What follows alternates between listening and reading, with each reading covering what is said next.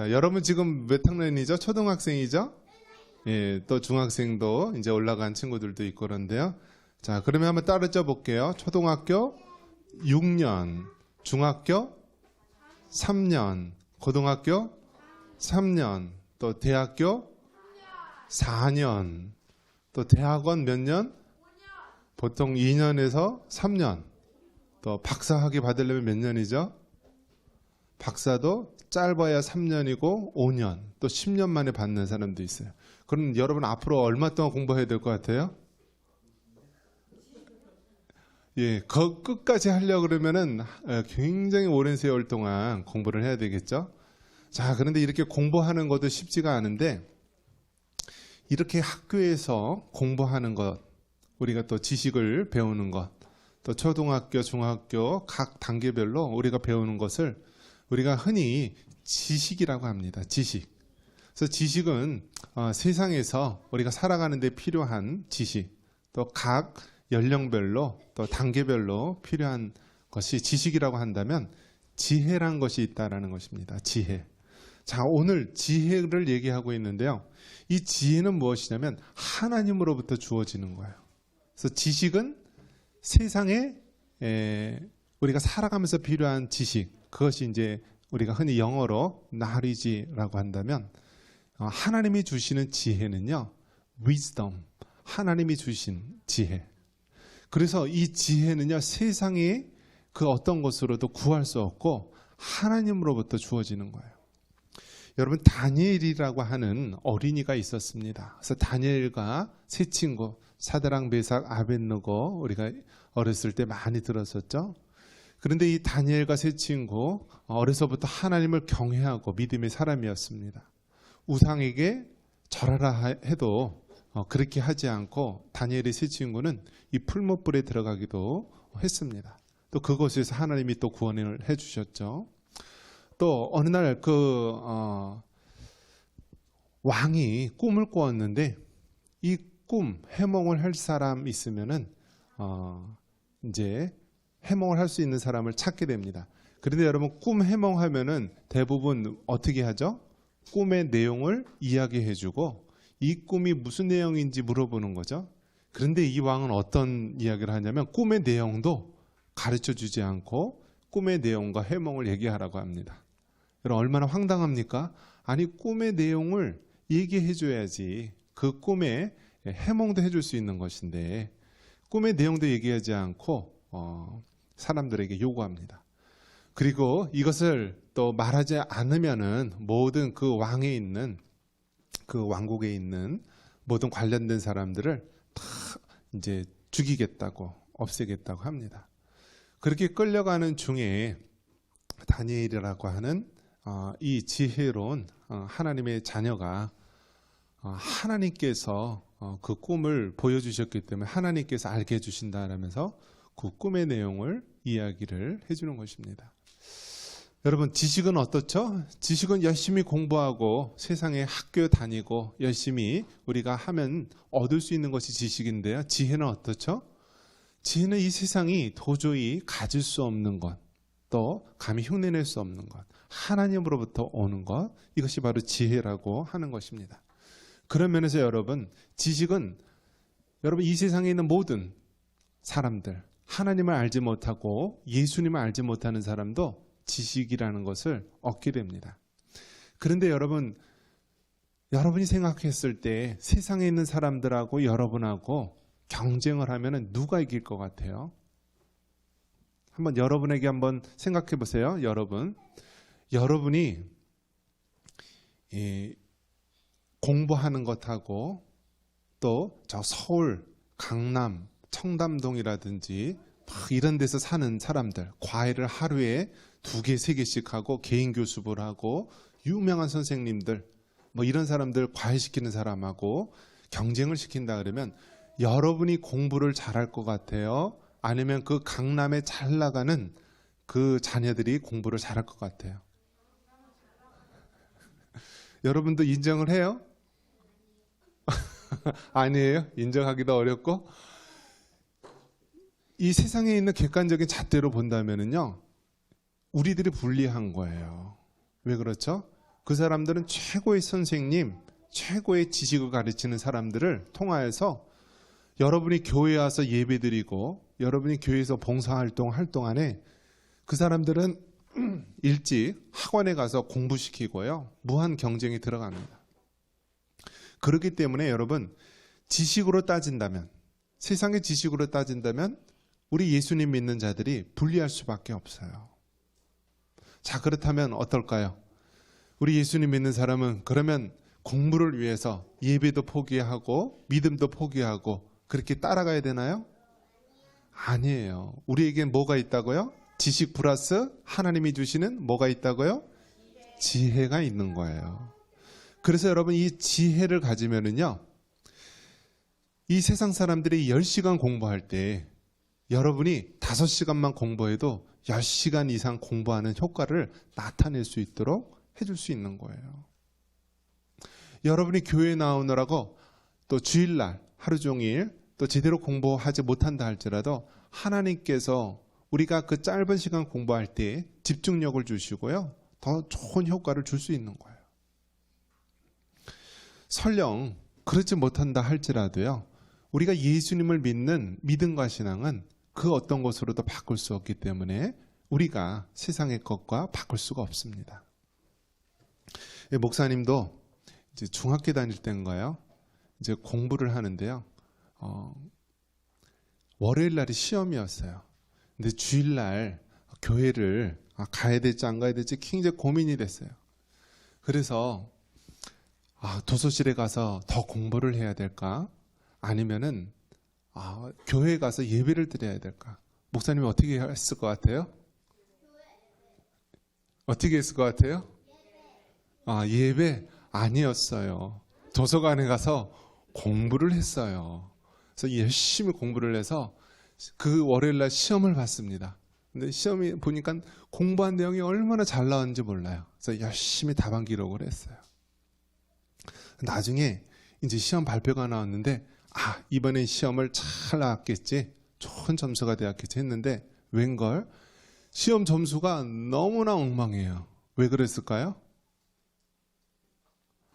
답안지 작성을 할 때 밀었었어요. 그래서 완전히 점수가 엉터리로 나온 거예요. 그때 깨달았어요. 내가 아무리 열심히 공부를 해도 하나님께서 도와주시지 않는다면 사람의 지식과 노력이 아무 수고가 없구나. 그 이후로 어떻게 했을까요? 교회에 잘 나와서 예배를 드렸습니다. 그러니까 여러분도 다 마찬가지예요. 이 교회에 나와서 예배를 드려야 되나, 아니면 도서실에 가서 공부를 해야 되나 막 고민 중에 있다가 하나님께서 여러분의 맞춤식으로 알려줄 때가 있어요. 근데 중요한 것은 무엇이냐면 우리가 아무리 열심히 노력한다 할지라도요, 하나님께서 도와주시지 않으면 아무 소용이 없는 것입니다. 목사님은 이 머리가 좋을까요, 안 좋을까요?